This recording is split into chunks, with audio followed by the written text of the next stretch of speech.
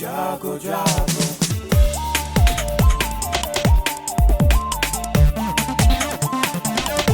Radio जागो जागो radio जागो 90.4 FM। नमस्कार, ये रेडियो जागो 90.4 FM है।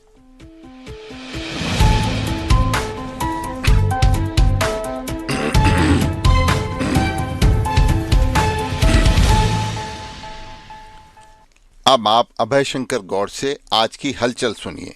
प्रधानमंत्री नरेंद्र मोदी की अध्यक्षता में कल हुई केंद्रीय मंत्रिमंडल की बैठक में निर्णय लिया गया है कि देश में जनवरी 2004 से अगले 5 वर्षों तक लोगों को, गरीबों को मुफ्त राशन दिया जाएगा। इस बारे में देश के सूचना एवं प्रसारण मंत्री अनुराग ठाकुर ने बताया कि अगले 5 वर्षों में योजना पे करीब 11.8 लाख करोड़ रुपए खर्च आएगा। कल उत्तर प्रदेश की विधानसभा में अनुपूरक बजट पेश किया गया। योगी सरकार ने कल विधानमंडल के दोनों सदनों में वित्तीय वर्ष 2023-24 के लिए 28,760.67 करोड़ रुपए का अनुपूरक बजट पेश किया। वित्त मंत्री सुरेश खन्ना ने अनुपूरक बजट पेश किया तो विधान परिषद में नेता सदन के रूप में यह जिम्मेदारी उप मुख्यमंत्री केशव प्रसाद मौर्य ने उठाई। बजट की 1/3 से ज्यादा धनराशि बिजली सेक्टर को दी गई है। किसानों को अब निजी नलकूपों से सिंचाई के लिए मुफ्त बिजली देने का जो वादा किया गया था, उसके लिए 900 करोड़ रुपए का आवंटन किया गया है। 4,406 करोड़ रुपए प्रदेश में सड़कों और सेतुओं के लिए रखे गए हैं। 900 करोड़ रुपए किसानों को निजी नलकूपों से सिंचाई के लिए मुफ्त बिजली की खातिर रखे गए हैं। 550 करोड़ रुपए का प्रावधान चीनी मिलों के बकाये गन्ना मूल्य के लिए अनुपूरक बजट में पेश किया गया है। 100 करोड़ रामोत्सव के लिए अयोध्या के विकास के लिए भी इस बजट में दिया गया है।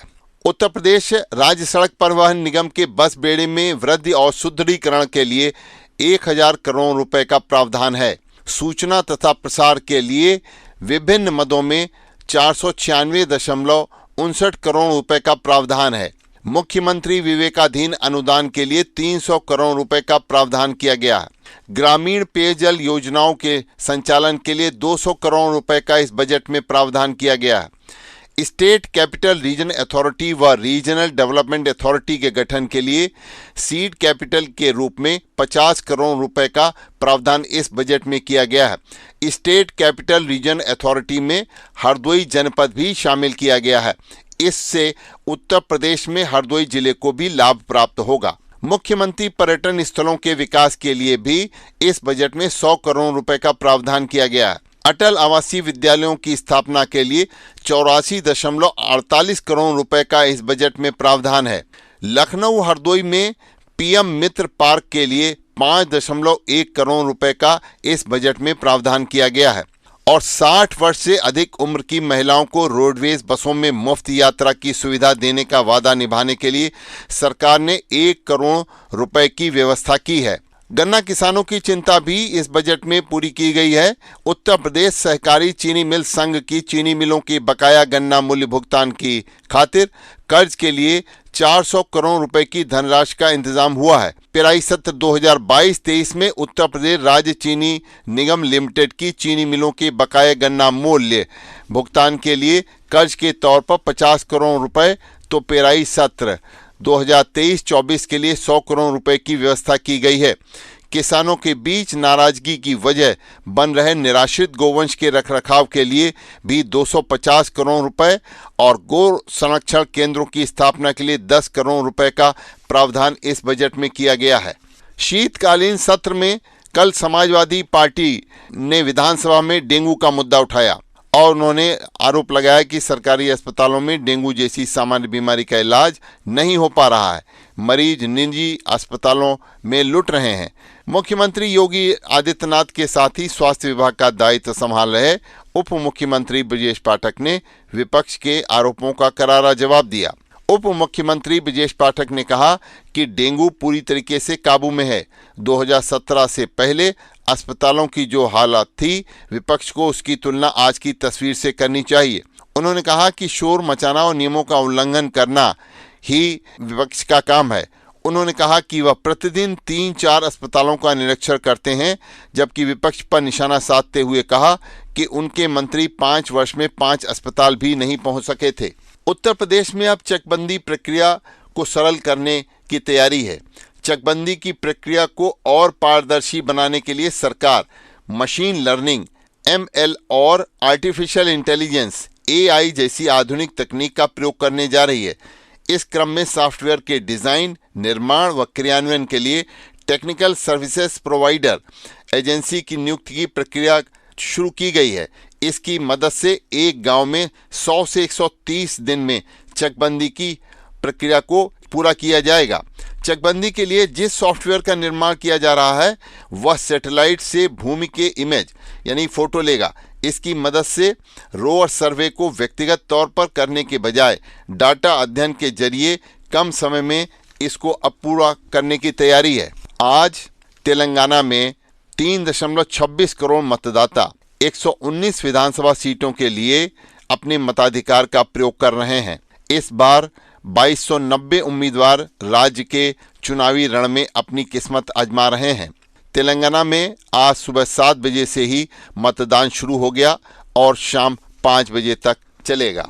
उत्तर प्रदेश को सेहतमंद बनाने के लिए 698 करोड़ रुपए की धनराशि अब खर्च की जाएगी। फेज 3 में बनाए जा रहे 13 स्वशासी राज्य चिकित्सा महाविद्यालयों में डॉक्टरों व कर्मियों के वेतन के लिए 174 करोड़ रुपए के बजट की धनराशि की व्यवस्था की गई है। बिजनौर, कुशीनगर, सुल्तानपुर, गोंडा, ललितपुर, लखीमपुर खीरी, चंदौली, बुलंदशहर, सोनभद्र, पीलीभीत, औरैया, कानपुर देहात व कौशाम्बी में मेडिकल कॉलेजों का निर्माण कार्य चल रहा है, जबकि हरदोई में मेडिकल कॉलेज निर्मित हो चुका है और मेडिकल कॉलेज के चिकित्सालय भवन का इस समय निर्माण जोरों पर है। BSE सूचीबद्ध सभी कंपनियों को संयुक्त बाजार मूल्यांकन कल पहली बार $4 ट्रिलियन के स्तर पर पहुंच गया। यह इक्विटी शेयरों में निवेशकों के सकारात्मक रुझान को दर्शाता है। BSE पर सूचीबद्ध सभी कंपनियों के बाजार पूंजीकरण को $3 ट्रिलियन से $4 ट्रिलियन के स्तर तक पहुंचाने में सिर्फ 2.5 साल लगे। बाजार पूंजीकरण 24 मई 2001 को पहली बार $3 ट्रिलियन पर पहुंच गया था। दिशा नायक देश की पहली एयरपोर्ट महिला फायर फाइटर बनी है। गोवा की बेटी दिशा नायक ने भारत की पहली एयरपोर्ट महिला फायर फाइटर बनकर इतिहास रच दिया है। दिशा क्रैश फायर टेंडर संचालित करने वाली भारत की पहली प्रमाणित महिला फायर फाइटर हैं। फिलहाल वह उत्तरी गोवा में मनोहर पर्रिकर अंतर्राष्ट्रीय हवाई अड्डे की aerodrome rescue and fire fighting इकाई में फायर फाइटर के रूप में कार्यरत हैं। श्रमिकों के लिए एक खास जानकारी है। केंद्र सरकार ने प्रवासी श्रमिकों के अधिकारों की रक्षा सुनिश्चित करने के लिए देश भर में सभी भवन तथा निर्माण मजदूरों के लिए एक विशिष्ट पहचान पत्र को अनिवार्य बनाया है। यह पहचान पत्र श्रमिक के आधार से जुड़ा होगा और ई-श्रम डाटाबेस में भी इसे संबद्ध किया जाएगा। श्रम सचिव आरती आहूजा ने इस बात की पत्रकारों को कल जानकारी दी। फसलों को नुकसान जो मवेशियों से हो रहा है उसके प्रति किसान बहुत चिंतित हैं। गांव में छुट्टा मवेशी खेतों में पहुंचकर फसलों को नुकसान पहुंचा रहे हैं। किसान फसलों को होने वाले नुकसान को लेकर परेशान हैं। किसान फसलों के नुकसान और छुट्टा मवेशियों की समस्या को लेकर अधिकारियों को ज्ञापन भी रोज देते रहते हैं। किसानों को स्वयं से ही फसलों को रखवाली करनी पड़ रही है। निकायों में मार्गों पर घूमते मवेशियों का झुंड मार्गों के किनारे कूड़ा डाले जाने के स्थलों पर लगा दिखाई देता है। कई बार सांडों की लड़ाई के कारण भी लोगों को नुकसान पहुंचता है। प्रदेश की योगी सरकार ने 2007 में बनने के बाद स्लाटर हाउस बंद कराए जाने के बाद से शुरू हुआ छुट्टा मवेशियों के संरक्षण के अभियान में जनपद में अधिकारियों ने लक्ष्य से 167% मवेशियों को संरक्षित करा दिया है। सरकार का दावा है कि ये मवेशी संरक्षित हो गए हैं। इसके बावजूद भी अभी भी करीब 5000 से अधिक छुट्टा मवेशी सड़कों पर और खेतों में घूम रहे हैं। अभी हाल ही में कराए गए चिन्हीकरण में करीब 7000 छुट्टा मवेशी सामने आए हैं। इन मवेशियों को 31 दिसंबर तक संरक्षित कराए जाने का लक्ष्य भी सरकार ने निर्धारित किया है। हरदोई की सीवीओ डॉक्टर रचना दीक्षित का कहना है कि अभी अभियान चल रहा है, प्रयास है कि समय सीमा में ही छुट्टा मवेशियों को संरक्षित करा दिया जाएगा। हरदोई के लखनऊ चुंगी से सिनेमा चौराहे तक दोनों ओर 2.5 मीटर चौड़ाई में इंटरलॉकिंग लगने पर विचार किया जा रहा है। कार्यदायी संस्था ने समय से अगर गुणवत्तापूर्ण काम करा दिया तो सिनेमा चौराहे से लखनऊ चुंगी तक मार्ग में इंटरलॉकिंग होगी, जिससे लोगों को जाम की समस्या से छुटकारे के साथ ही आवागमन में भी सहूलियत होगी। सिनेमा चौराहे से लखनऊ चुंगी तक मार्ग के दोनों ओर 2.50 मीटर चौड़ाई में डामरीकृत मार्ग की सतह के बराबर तक करीब 1 करोड़ रुपए की लागत से इंटरलॉकिंग कराए जाने का निर्णय लिया गया है। हरदोई के मंडी सचिव को वेतन काटने का मुख्य विकास अधिकारी ने निर्देश दिया है। सीएम डैशबोर्ड की बैठक में मुख्य विकास अधिकारी ने मंडी सचिव की अनुपस्थिति पर नाराजगी जताते हुए 1 दिन का वेतन काटने का निर्देश दिए हैं। उन्होंने पशुपालन विभाग को लक्ष्य के अनुरूप अंडा उत्पादन बढ़ाने के निर्देश दिए हैं।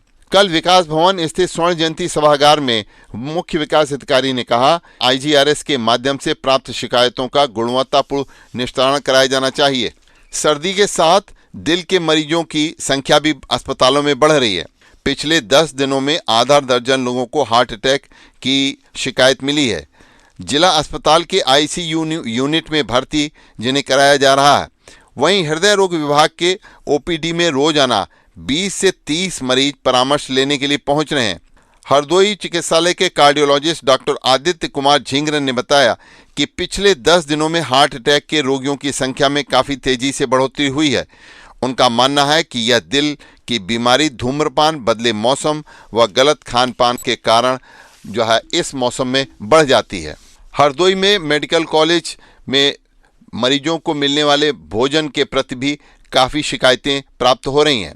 सरकारी अस्पतालों में कहने को तो मरीजों को पौष्टिक आहार दिया जाता है, लेकिन हकीकत में मरीजों के खाने में जो है वो काफ़ी क्वालिटी गिर रही है और गुणवत्ता गिरने की शिकायत लगातार मरीज और उनके तीमारदार जो हैं वो कर रहे हैं।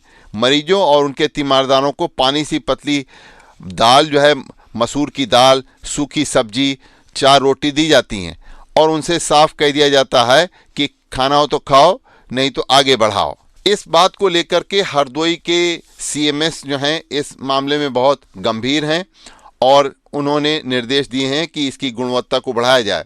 मुख्य चिकित्सा अधिकारी का कहना है कि अस्पतालों में गुणवत्तापूर्ण भोजन वितरण का आदेश दिया गया है और अगर ऐसा है तो इसकी जांच भी कराई जाएगी।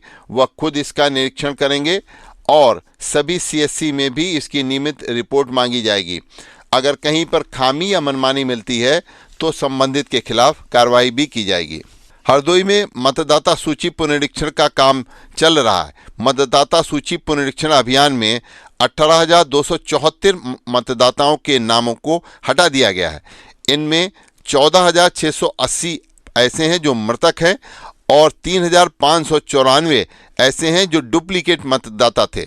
वहीं अब तक 49,828 मतदाताओं के नाम इस मतदाता सूची में अब की बार जोड़े भी गए हैं। अपर जिलाधिकारी प्रियंका सिंह ने बताया है कि मतदाता पुनरीक्षण कार्यक्रम में अब तक 14,795 मतदाता ऐसे हैं जिनकी आयु 18 से 19 वर्ष के मध्य है। 23,950 महिलाओं के नाम भी इस मतदाता सूची में जोड़े गए हैं। 3,594 डुप्लीकेट मतदाता व 14,680 मृतक मतदाताओं के नाम इस सूची से अब काटे जा चुके हैं। जलवायु परिवर्तन के जाल से दुनिया की अर्थव्यवस्था इस समय डगमगा रही है। अमेरिका के डेलावेयर यूनिवर्सिटी की रिपोर्ट के अनुसार मानव निर्मित जलवायु परिवर्तन से पिछले साल वैश्विक स्तर पर उत्पादन में 6.3% की गिरावट आई थी। दुबई में आज से शुरू हो रहे COP28 बैठक से पहले इस खुलासे ने दुनिया की चिंता भी बढ़ा दी है। इस रिपोर्ट के अनुसार कम विकसित देशों की जीडीपी को सर्वाधिक 8.30% का नुकसान उठाना पड़ा है। दक्षिण पूर्व एशिया की जीडीपी को 14.1%, जबकि दक्षिण अफ्रीका को 11.2 फीसदी का नुकसान हुआ है। इस रिपोर्ट के अनुसार कृषि क्षेत्र में पड़ने वाली बाधा से उत्पादन में कमी, उद्योगों में उत्पादन स्तर में गिरावट, जरूरत के अनुसार जरूरी वस्तुओं के उत्पादन में कमी, अंतर्राष्ट्रीय स्तर पर होने वाले व्यापार और निवेशों में कमी को इस स्थिति के लिए मूल कारण बताया गया है। आज से 12 दिसंबर तक यूएई में COP28 बैठक का आयोजन किया गया है। दुबई में आयोजित होने वाली इस बैठक में दुनिया के 27 देशों के प्रतिनिधि भाग ले रहे हैं। जीवाश्म ईंधन से जुड़े प्रोजेक्ट पर बैठक के दौरान विस्तृत चर्चा होगी। बैठक में स्वच्छ ऊर्जा से जुड़े मामलों पर भी संयुक्त रूप से चर्चा प्रस्तावित है। तापमान में बढ़ोतरी को रोकने के लिए कई अहम बिंदुओं पर सहमति भी इसमें बन सकती है। विदेशी मीडिया ने कल उत्तराखंड में जो सुरंग में जो मजदूर फंसे हुए थे उनका जो निकालने का अभियान पूरा हुआ, उस पर उनकी प्रतिक्रिया ये है कि उत्तराखंड में सुरंग में फंसे 41 श्रमिकों को कल जिस सफलतापूर्वक बाहर निकालने के अभियान पर देश के साथ ही दुनिया भर की मीडिया ने इस पर भी अपनी प्रतिक्रिया व्यक्त की है। विदेशी मीडिया ने इसे मशीनरी पर मानव श्रम की जीत बताया है। गार्जियन न्यूज़पेपर ने लिखा है कि अंत में यह मशीनरी पर मानव श्रम की विजय है, क्योंकि आप सभी को मालूम है कि बुंदेलखंड के रैट होल माइनर्स विशेषज्ञों ने 12 मीटर की खुदाई अंत में पूरी कर मैनुअल तरीके से पूरी की और वो इस पूरे अभियान में सफल रहे। आमतौर पर हम रेडियो पर देश दुनिया के समाचार और मनोरंजन कार्यक्रम ही सुनते हैं, लेकिन छत्तीसगढ़ के अंबिकापुर, बिलासपुर, रायपुर और रायगढ़ में प्रत्येक शाम घर घर एक आवाज़ सुनाई देती है। ये आकाशवाणी है। अब आप सुनिए हाथी समाचार। नवाचार सदैव ही समस्याओं के समाधान की राह खोलते रहते हैं। छत्तीसगढ़ ने इसी सूत्र को चरितार्थ करते हुए जंगली हाथियों से जनहानि रोकने की दिशा में रेडियो समाचार की यह अनूठी पहल की है। इससे ग्रामीणों को काफ़ी लाभ भी हो रहा है। छत्तीसगढ़ इस तरह की पहल करने वाला देश का पहला राज्य है। अभी आप सुन रहे थे अभय शंकर गौड़ से आज की हलचल। ये रेडियो जागो 90.4 FM है। आप खुश रहें, स्वस्थ रहें, आपके सुखमय जीवन की हम कामना करते हैं। आइए सुनते हैं रेडियो जागो 90.4 FM के दूसरे संगीतमय कार्यक्रम।